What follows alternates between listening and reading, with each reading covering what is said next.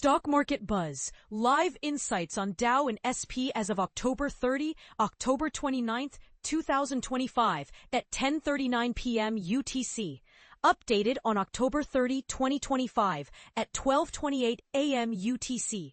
Imagine waking up to a financial world on edge where the words of a single leader can ripple through global markets like a stone tossed into a tranquil pond.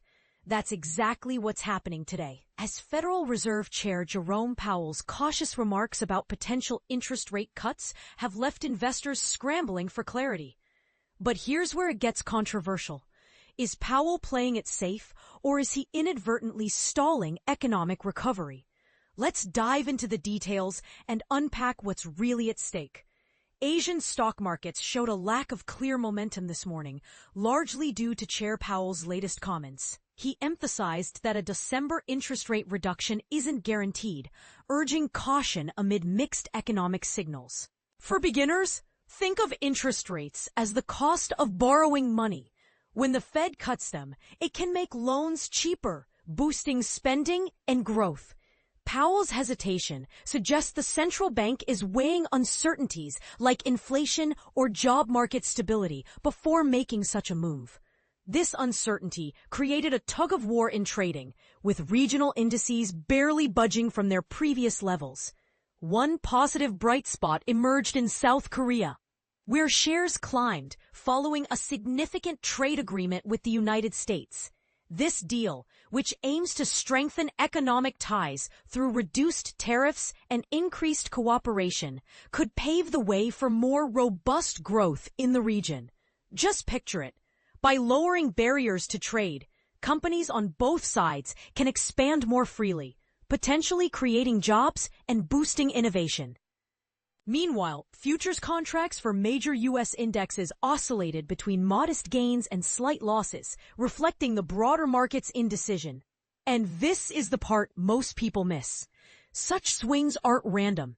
They're often tied to global sentiment, where one region's gains can offset another's hesitations. Adding another layer to the financial puzzle, government bonds in Australia and New Zealand followed the downward trend seen in U.S. Treasuries the day before. Bonds, for those new to this, are essentially IOUs issued by governments. Their prices move inversely to yields, which represent the return investors get.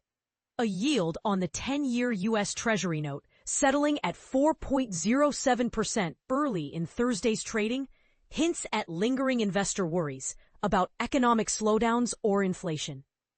It's like a thermometer for market temperature. If yields are rising, it might signal confidence, but stability at this level could indicate a cautious wait-and-see approach.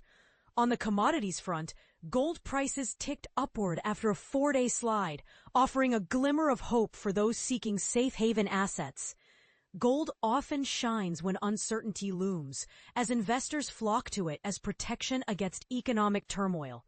Think of it as a financial life jacket in choppy waters. This uptick could be linked to Powell's remarks, suggesting that not everyone is betting on immediate rate cuts. Now, let's talk controversy. Powell's stance on December cuts being not a foregone conclusion has sparked debate. Some economists argue it's a smart, data-driven approach to avoid overstimulating an already fragile economy, potentially preventing future bubbles. Others contend it might delay vital relief for everyday folks struggling with high borrowing costs, like home buyers or small businesses. Could this cautious path actually harm growth by creating too much uncertainty? What do you think? Should the Fed prioritize prudence over action, or is quicker intervention needed? Share your thoughts in the comments below.